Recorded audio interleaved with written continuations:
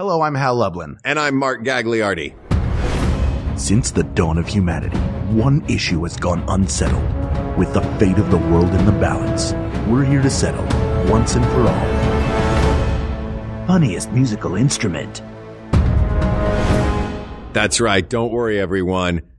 We got this. Podcast should have a theme song. Podcast should not have a theme song. Yes, they should. No, they shouldn't. They sound good. Yeah, but people are just going to skip past it. You know what? You're right. We got this. Oh, Hal, are we in for a treat today? This one is going to have some, let's throw to a clip, which producer Ken is going to love. We spent, you were both very patient, waited, I think, 4 hours for me to try to build this audio shield, which I built, but now it will not attach to a regular mic stand, nor does it properly attach to my boom arm. So I've taken this microphone and put it here, and it's a whole thing. Yeah, you're back to what we always record with. But we had a nice long chat while you were trying to get this thing to work. Yeah, wasn't that nice? So we got that going for us. How are you, my brother? I'm doing all right. Yeah? I'm doing all right. It's been a week. Yeah. I was in Portland recently. I know. And, you and Fred and Annie and Millie just missed each other, didn't you? And I sent Annie a text and said, hey, I'm going to be in Portland. What should I see? And you know what she wrote back? What? Nothing. Wow. She literally wrote back the word nothing, or she didn't text you back? Did not write me back. No, wow. Put her on blast right here on the show. I did. And write me back, Annie. She doesn't listen. So but I used the trip. I was like, I want to walk a ton. Mm-hmm. And so every day it's like 12,000 steps, 15,000 steps. We hiked up Beacon Rock, but like a third of the way. And then my dad was like, I'm done. And I had to stop every switchback because like, oh, my heart rate's 167. I better stop and let it come back down. But as a result of that, I'm like, I want to use this as a launch pad to start walking more. So great. After work on Monday, I went to a local park and I did like a 3-mile hike.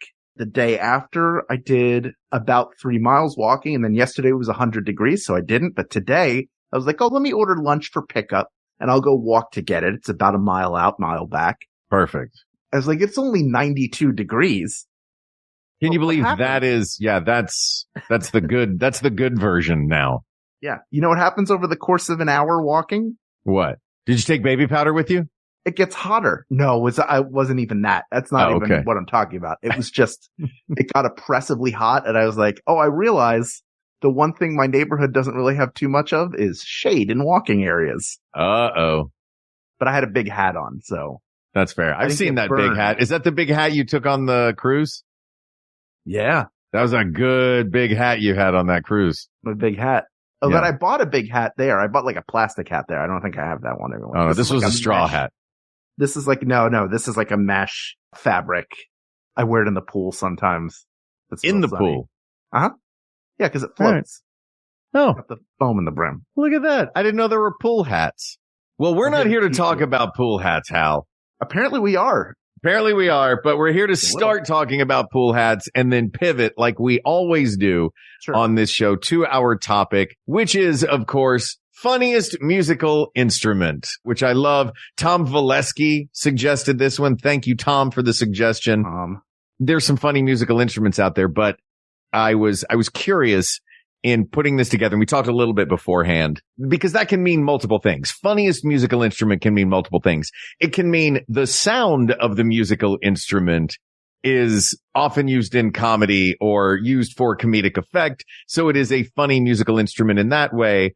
Or the musical instrument itself is an oddball, funny kind of musical instrument. So we've divided them up into two different categories, and we can talk about both of them. But first, well, I guess this would change what our criteria would be. Would we use different criteria for the oddball kind of instruments versus the ones that make funny sounds? Or do you think there are universal criteria that we can use for this? I think it's what's the funniest. Like it doesn't have to be, there are different kinds of funny, right? Like there's funny, like a clown is dressed weird and that. Yeah, sure. I'm like funny to funny yeah, how? Like Joe Pesci. Yeah. Or you can have a clown where even how they're dressed doesn't matter because it's what they're doing that's funny. Right. So you could have a normal person. You don't need Bill Irwin to be in saggy clothes to be funny and do clowning stuff. But he is great at that. He's fantastic at it, but he doesn't need the outfit to be funny. So he could be dressed normally doing something hilarious, or he could be dressed hilariously and also doing something hilarious. That's true. And I guess when I'm thinking about the criteria, it's usually for our episodes. This also excites me and I love every episode that we do. They are all my children and I love all my children equally. That said, there is something fun about an episode that isn't the best. And usually when it's the best blank, we have to come up with a bunch of criteria that determines what the best is. In this case, it does feel like a slightly more subjective thing, the funniest. Yes. All right. But I think we're in the same neighborhood. Yeah. So we're going to agree ultimately on it. Yeah. And I hope that you and I would have similar comedic tastes because we have done comedy together for nearly 20 years. That's true. Yeah. I mean, at this point, this would be a weird time to find out it's not the case. Yeah. That we didn't find the same stuff funny. I thought we've been doing drama this whole time. Yeah. You take everything so seriously. Yeah. If you're thinking, oh, hey, this is going to be subjective, guess what? This is all subjective. How dare you? A decision. Hal, this show, do not tell them how we do this. Everything is objective. Hal, these answers are objective. All right, I take it back. You can say that every single ruling we have is subjective. The truth is, aren't you the one being subjective? Maybe just relax, enjoy the ride, and know that your life is about to be changed and have a new law that you must follow, which is if somebody asks you out on the street, on public transportation, even in a library in a hushed whisper, what is the funniest musical instrument? It will be what we determine here today. And for all time, for all people. Correct. For all beings. People, whatever. For all seasons. Yeah, for all seasons. And you know what? I'm going to add on to that. Not only will you be required to say what the funniest instrument is if asked. If something hilarious happens, then you are required to do the mouth version of that musical instrument. Yeah, it's not, what if something defeats the wah, wah, wah? Yeah. You know what? Sorry, that's what we have to do now. The new we might be determining what the new womp womp is.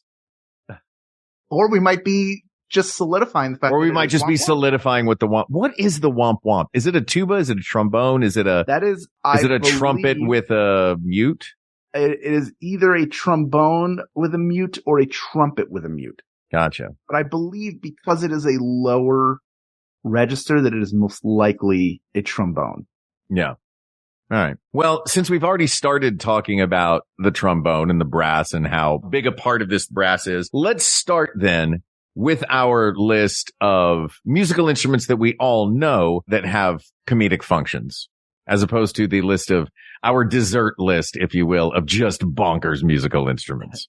Do you want to start with what we were just talking about? Yeah, let's talk about the brass. I think we've got two different on this particular list. I think there are two contenders in the brass world, and that is the tuba and the trombone. Sure. I think the trombone for sad funny, the womp womp. I think the tuba for jaunty funny. Womp womp womp womp womp womp womp womp womp womp womp womp. Oh, you know what I mean? It sounds like a fart, and that's why you're like the funniest. Like you can make a fart. Yeah. Because somebody plays a tuba note and then some dad in the group is like, oh, pardon me. Yeah, that's true. The tuba is the fart of the brass section. Mm-hmm. Do you think like any of the greats ever were like added a fart on? Do you think Beethoven was like, I need to add a fart to this. I want to put a fart in this. It's a jaunty funny song. I'm going to put a secret fart in this song. In Ode to Joy is all farts. Everything that tuba is doing in that is farts. Yeah, they're all silently farting as they play it too. Back in those days, farts were hilarious. That's when they had, we were pretty close to the era of Lepetamine. Oh, yes. I know Lepetamine. For those who don't know Lepetamine, Hal, would you like to tell people who Lepetamine was? Lepetamine was a French performer who was known for his flatulence. He would do things like blow out. I think he would play horns. He would blow out candles, but he would also like tell a story. Oh yeah. Like, once there was a little kid, like, and a father.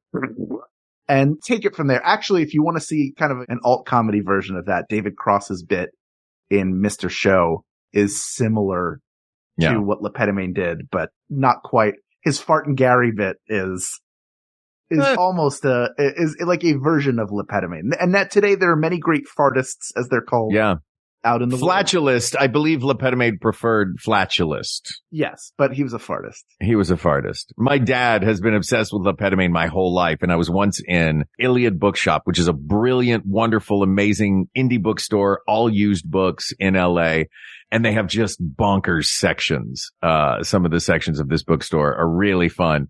And I don't even know where I found this. I just saw it on the shelf and it was down the spine of this book, Lepetamine, the Flaming Wind, which is what he called himself. That was his name.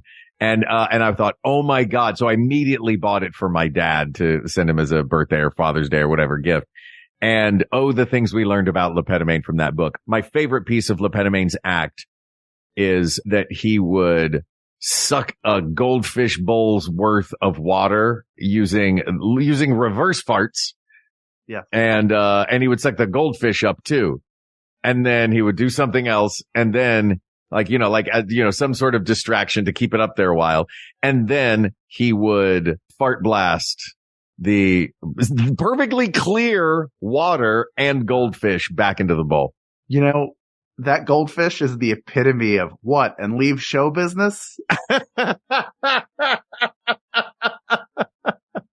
Like, the rabbit in the hat has nothing on the goldfish in Lepetamine's butt.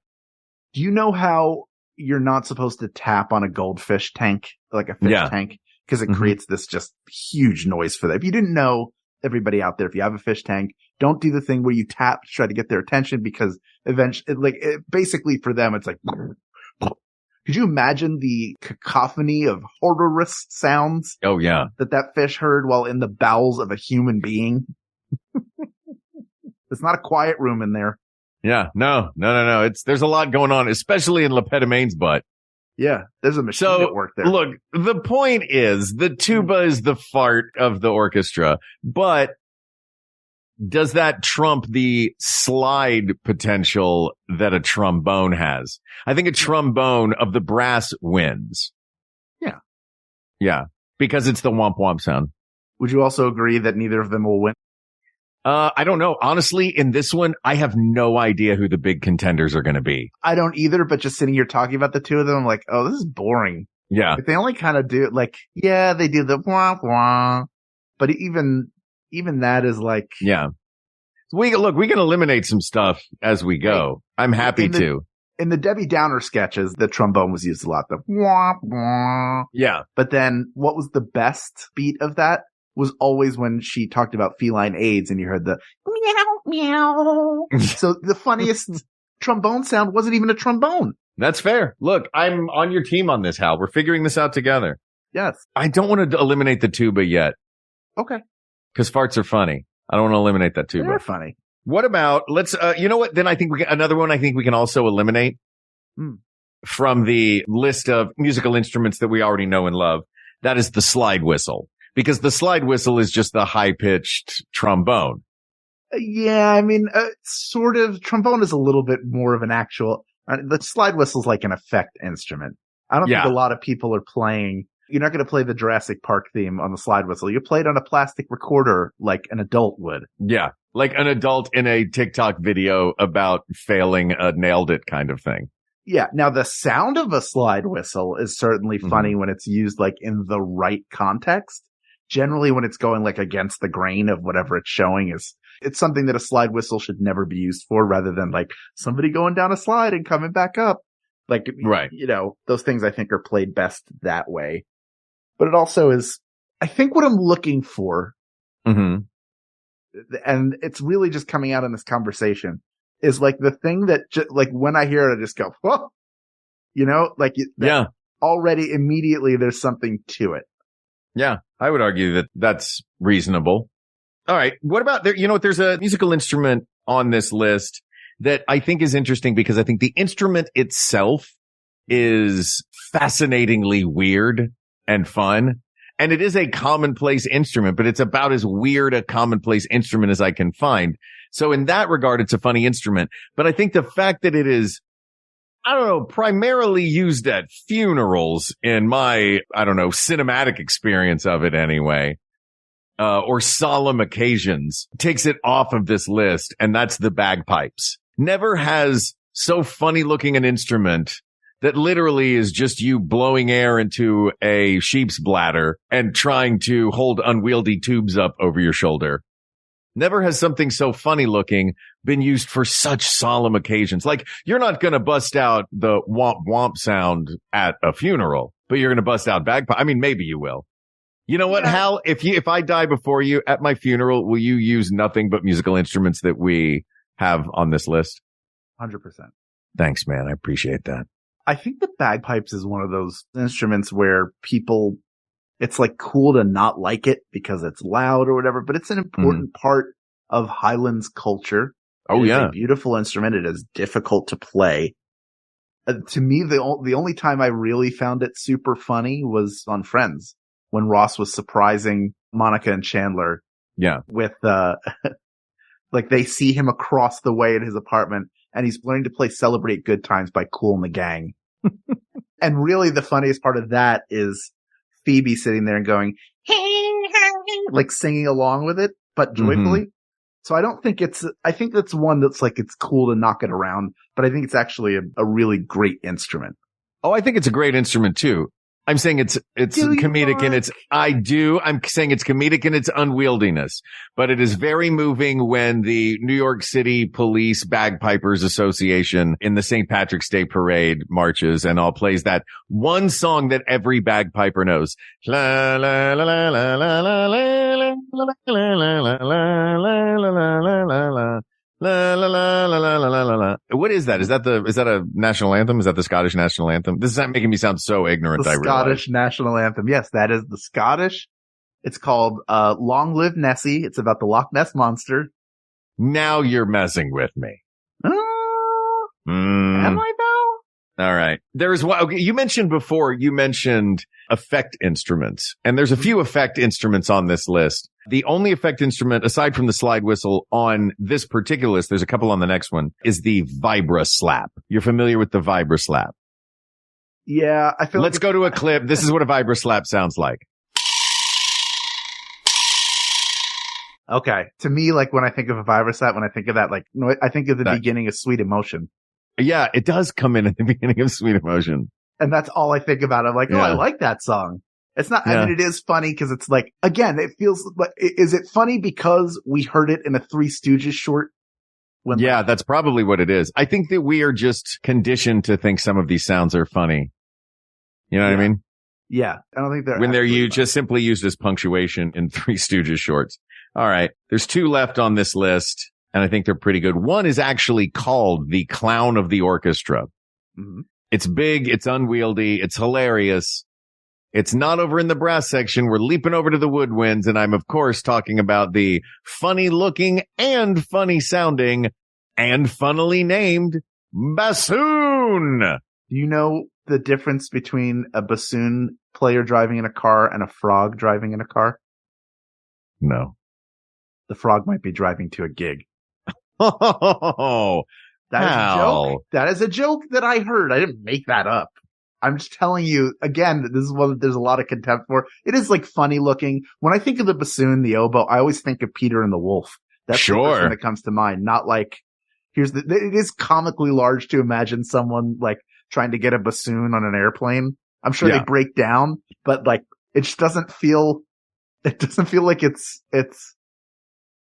I don't know. It's a bassoon. It's huge. I feel like the tuba over in the brass section is the masculine farts, and the bassoon in the woodwind section is the feminine farts. There's a lighter fart. It's a lighter, it's a lighter, gentler fart. Yeah. Sure. It's a different fashion of fart. Mm-hmm. And it's also just a hilarious looking instrument. And it's fun to say. Tuba, also fun to say. Look. Bassoon, tuba. The clown bassoon of the orchestra. Vidal Bassoon. I don't think any of these are winners. No, I don't think so either. I feel like we're boring ourselves talking about them. I'm sorry. Am I boring you, Hal? No, you're not boring me. No, that damn bassoon is boring me. The bassoon is boring you? All right, one more in this section. One more. And that is, of course, the banjo. The thing is, I've heard the banjo sound really cool, too. Yeah. You know what I mean? I've sort of heard a banjo sound hilarious. I've also heard it sound really cool. I mean, we own a banjo in this household. Neither of us know how to play it. I would love to learn. I think the banjo is an incredible instrument. I like bluegrass music. Maybe that's why. I do like when you think of a banjo being used for comedic effect, what do you think of? Steve Martin.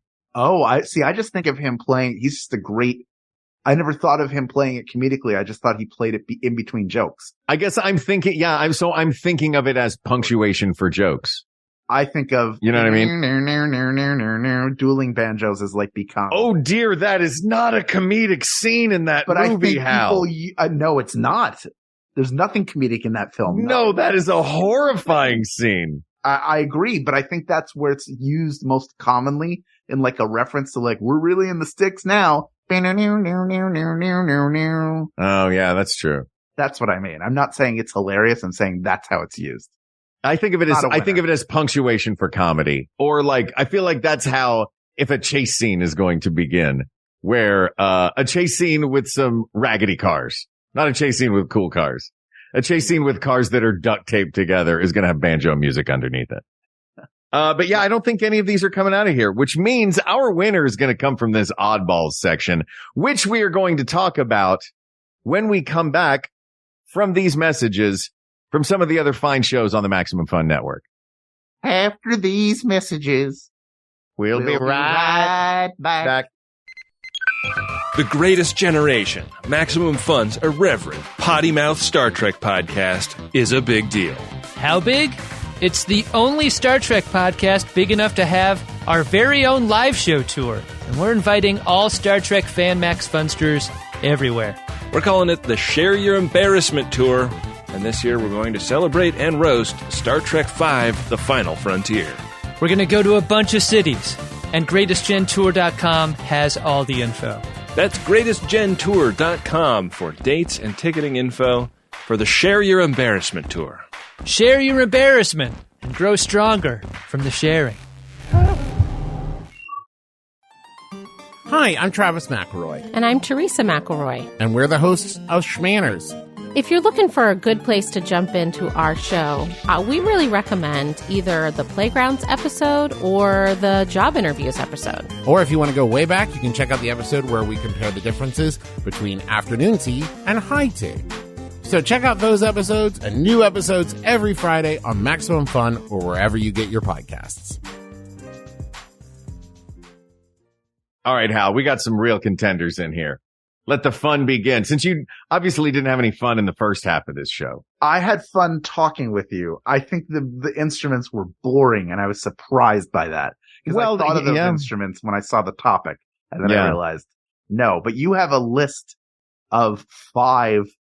I have a list of more than 5. These are just the ones that you probably haven't seen. I think you have the 5 heavy hitters here. So I think you're right about the other musical instruments. I think they're boring just because we're so used to them. They're commonplace. We've seen them in orchestras for years. So let's tackle some musical instruments that we have not most likely seen. We have, of course, in no particular order, the automaton, which I saw for the first time today. And you own, which made me laugh very hard to find out that you own. We'll talk about all of these. Should I go get it? Can you go grab it? Yeah, I'll go grab it. Give me 45 seconds. Talk to everybody. Okay. While Hal is away for these 45 seconds, I just wanted to tell you guys I feel really guilty now that apparently the list of musical instruments that I thought was funny, but Hal, he got bored by it. And look, he's left right now. Do I think he's going to get that automaton?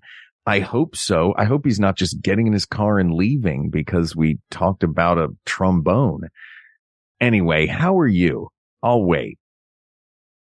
Oh, wow. Well, what'd you say to her after she said that? Oh, so yeah. No, look, you're not wrong. Oh, here comes When did this podcast become the Continental? I was listening the whole time.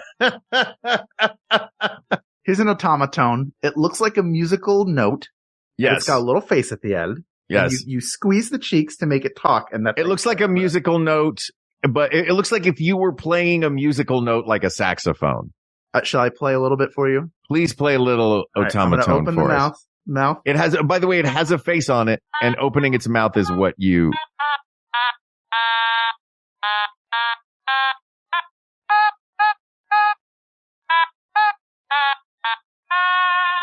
That was, of course, the Force theme from Star Wars, if you didn't recognize that. Oh, wow. On the automaton.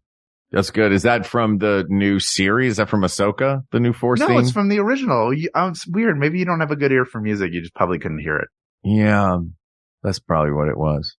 Anyway, it's cute. It's really cute.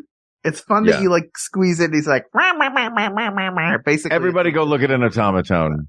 It's, and you can play actual songs on it, but the fact that it has a fretless neck makes it a little harder to discern sort of what you're playing on it or where you are. Which is also why it's, it's fun. It's fun to, it's one of those instruments that's, if you don't know what you're doing with it, it's fun to try to play an actual song and, have an epic, it's great for epic fails of actual songs. Yes. Because you're going to do it adorably. Yeah. And I highly encourage everybody to go online. There are some really good covers of songs. If you like Jeff Buckley's Hallelujah, do not listen to the automaton version of it. Yeah. If you play it well, it's cool to hear like, oh, this is being played well. Yeah. But at the same time, it's not, I wouldn't say what you heard me play was the most pleasant thing you've ever heard. Well, it's because it's fretless. And you don't know exactly where the notes are. Uh-oh, what are you doing? What if I went with the low voice?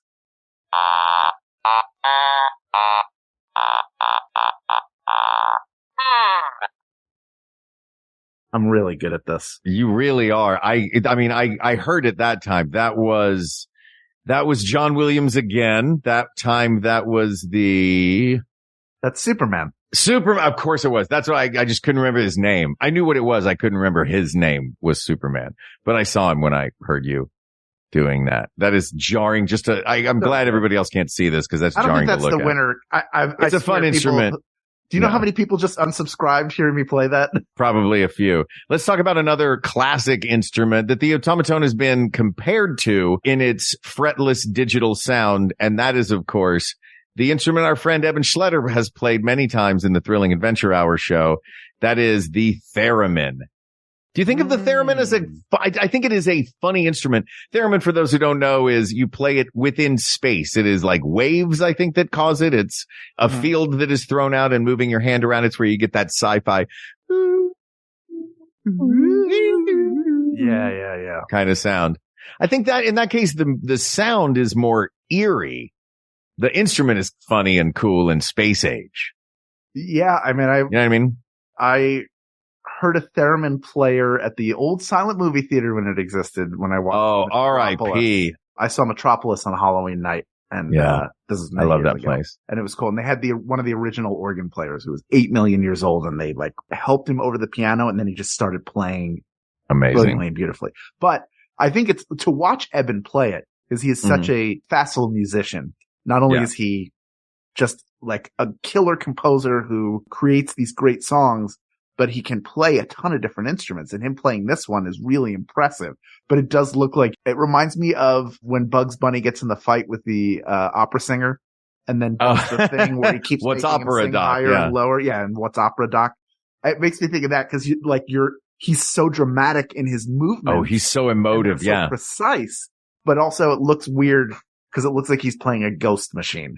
Yeah. And he it doesn't. That's the thing. It looks like you are plucking or like bowing the strings of a ghost cello. Yes. Yeah.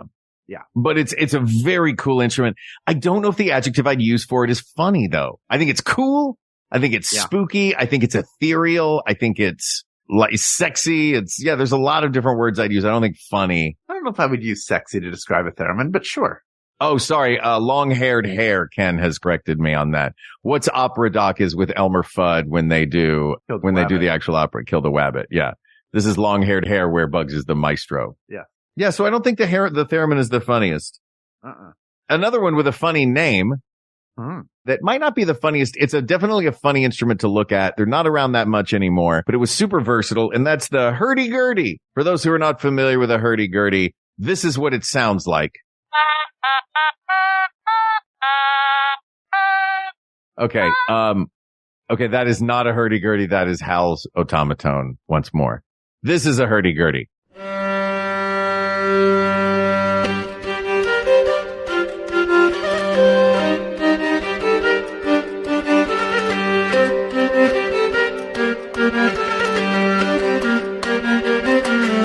Yeah, okay, here's the deal with the hurdy-gurdy. At this point, if you're listening to this in the contemporary age in which it was recorded and not months later, right now, the big trend on TikTok Lives is this NPC thing. What is that? They're moving and then they're like, non-player character? Thanks for the rose. Thanks for the rose. Yeah.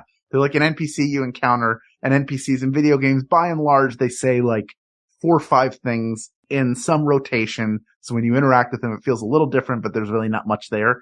So they're doing that. And this feels like one that's said in like Lord of the Rings. Like, no, Elrond is near. Elrond is near. So when I heard it, it made me think of those. And that's just that particular song. Wait a minute. So you are mad at the hurdy-gurdy simply because you associated the song that this dude was playing on his hurdy-gurdy with an NPC you didn't like? I'm not mad at the hurdy-gurdy. I'm not mad at any particular NPC. Just that it's like the trend's got to end sometime. So you're mad at the trend. You're mad at a TikTok trend. So the hurdy-gurdy is going to suffer. Me think of it, and then I got mad, not at the hurdy-gurdy, but at the memory, the emotion that I felt in that moment. The hurdy-gurdy's great. It does sound like something to be playing in like a D&D. If you were like at a LARP. Yeah.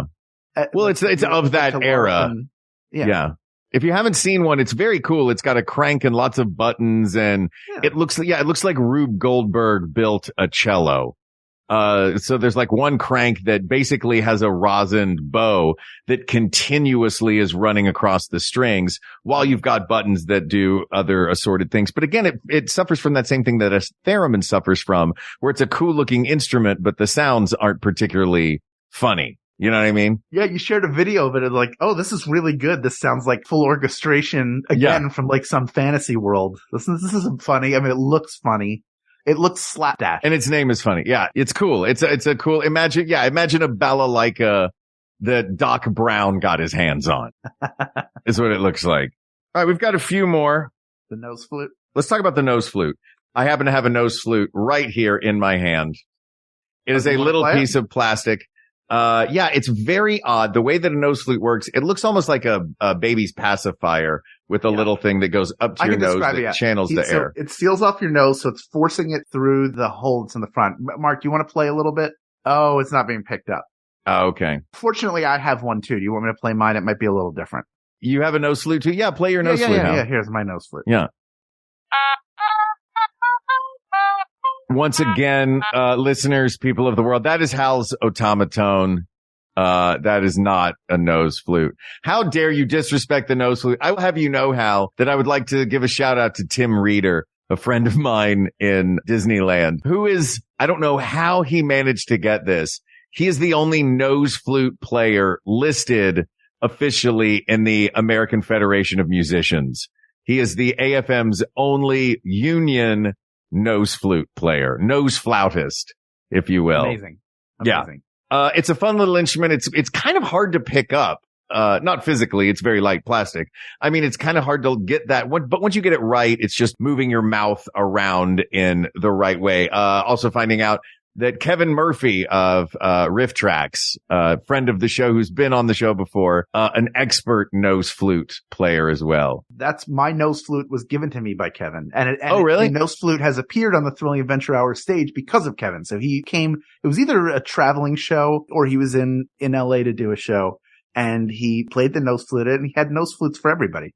So that's where my nose flute's from. And it's that might be where my other, because I have 2 nose flutes. That might be where my other nose flute came from, was from Kevin. That's very sweet. I love that. I feel bad not remembering that it was. Yeah, he's not a professional nose flautist. But yeah, it's fun. It can fit in your pocket. Of course, there are other hilarious instruments that can fit in your pocket. I'm talking, of course, about the kazoo. Who doesn't love a kazoo? Oh, yeah. Here, I'll play mine too. Hal, again, you're not fooling the people of the world. We're not here to fool the people of the world, Hal. Aren't we? Yeah, maybe a little. That was the automaton once again. Everybody loves a kazoo. I think the kazoo's a contender, actually. It's funny. You use it in comedy. It fits in your pocket. Anybody can play a kazoo. Yeah. Sure. It's fine. I like a kazoo. Another one that fits in your pocket. Let me see if I actually have one of these. If he pulls out like a full grand piano, I think we might have a winner. Folks, how are you? I know Mark, when he asked how you were, but I really want to know how you're doing. You can talk to me. Found it. Oh, I'm back. What were you guys talking about? Don't say anything. Don't say anything. Nothing. And that, of course, is the instrument I hold in my hand right now that I really hope. I didn't realize that musical instruments were not things that mics could pick up, but let's see. No, it's not picking up at all. Oh, I'll make the noise while you're doing it. Okay.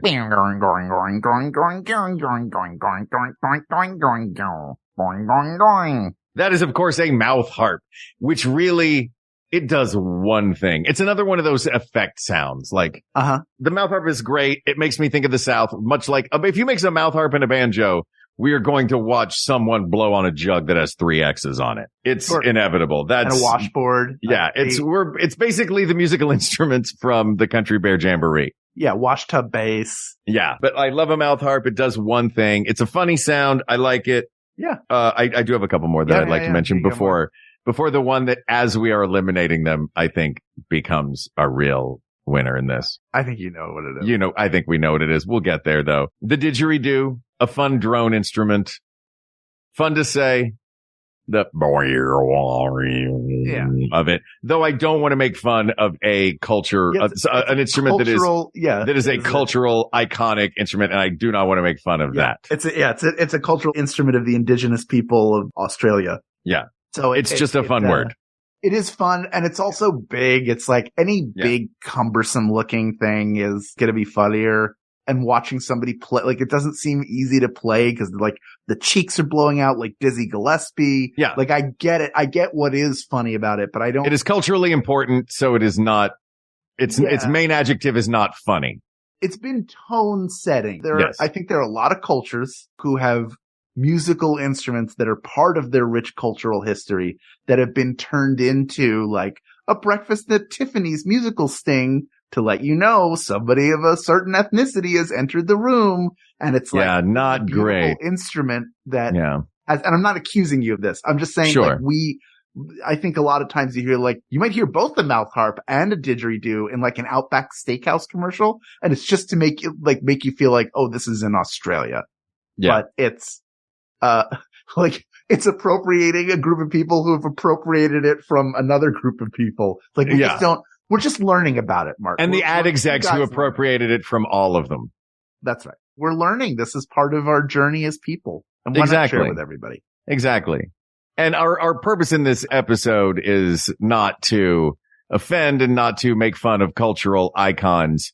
We are simply trying to objectively, as we determined before, discover the funniest instrument. There's also the flexitone, which is a bit like a vibra-slap, but it's got metal. So there's a kind of pingy sound to it. Do you know when I hear, there's no way you would know this. When I hear the flexitone, I immediately think of Brain Games, the early 80s series on HBO that was a bunch of short, they're animated or live action pieces meant to help exercise the minds of children. So it would have puzzles or things you'd have to figure out. And actually, I have one here. Do you want to hear it? You have a flexitone? Yeah. Ready? Yeah, I'd love to hear it. Hal, I will talk to you after the show. So mad at you right now. It's not the flexitone. No. It's not the vibra-slap. It's not the kazoo. No. Though I like a kazoo. Hal, there is a funniest musical instrument, and I think we both know what it is. Because it's the musical instrument that contains all of these musical instruments. Mm-hmm. And that is, of course, the photo player. Now, the photo player, for those who don't know, is a player piano, an upright player piano, which is a piano where that has the rolls going. I don't need to mansplain a player piano to you. You know what a player piano is. Automatic piano, playing old-timey music. But in addition to a piano, all of these musical instruments we have talked about, with exception maybe of the automaton, which Hal has demonstrated so beautifully this entire time. Nearly all of the other instruments are present in this player piano, which imagine an 88 key player piano. You know, it's about 7 feet wide that has been extended on either side with just a bonkers array of musical instruments and the cacophony that comes out of these. I know I was joking earlier about throwing to a clip, but this time I really would like to throw to a clip. And I think, Hal, in this moment, maybe you and I ought to just give this a listen too, because there's something really magical about this instrument. Oh, there's also horns, just honk, honk. Yeah. There's a tambourine. There's your slide whistle. Oh, bells. There was a vibra slap. Oh, he's still going. It sounds like someone is using an entire kitchen to play music. Yeah. Oh, we forgot about the whistle with a fan in it. Yeah. You know who didn't forget about that? It doesn't matter at this point. It doesn't matter. I could listen to this all day. Oh, bravo. Okay, so people of the world. There's no question. This thing was built for comedy. It's got a whole thing. Somebody said, give me the Spike Jonze Orchestra and just put him in one thing. Just put him in one thing. And there's no way you don't look ridiculous while it's playing. Because you're sitting there doing this and you're pulling on things and squeezing that and moving and cranking things around. In fact, if you want to see a very recent photo player in popular culture, watch season 1 of I Think You Should Leave with Tim Robinson, in which Fred Willard plays the photo player. That is all I will say. But the idea of it, just like the whole, it's funny. It's perfect. It is a perfect, it is the only one of these that I would argue is objectively funny. Yes. Cause you use it to create the soundtrack of a comedy, but it's funnier to just watch somebody play it with this guy looks like he's going to have a heart attack. Yeah. Everybody go online, put photo player into YouTube, and you'll see exactly what we were talking about. You'll hear the music that you just heard, and you will see this clip. It's the greatest. And of course, it was on an episode of Huell Hauser, California's greatest export. Yeah. Yeah. So it's fantastic. Bring us home, Hal. People of the world. Hal. It's the photo player, asked and answered. Thank you, Tom, for this suggestion. This topic is closed, but there are many more topics to discuss. So please reach out to us via email at wegotThisPodcast@gmail.com or head to our Facebook group. Enjoy, just share your favorite photo player clips. Just do that. Nothing more. Facebook.com/group/WeGotThisPodcast. Thank you to producer Ken Plume. You can support him at Patreon.com. Ken Plume. And by supporting the show, there's so many ways to support Ken. Do all of them. Also, thank you to researcher Kate McManus, graphic designer Uri Kelman, and QA engineer Jen Alba. And thanks, of course, to our musicians, Jonathan Dinerstein and Mike Furman, for our score and theme song, respectively. And thanks to you, the people of the world, with whom we would love to all sit in front of this 10-foot wide, beautiful musical instrument and laugh our butts off. Thanks for giving us the opportunity to enjoy some silliness tonight. We wouldn't be making the show without you. We couldn't be making the show without you. So from us, we say thank you, thank you, thank you. For Hal Lublin, I'm Mark Gagliardi. For Mark Gagliardi, I'm Hal Lublin. And don't worry, everybody. Hal. We got this. We got this. We got this. Maximum Fun.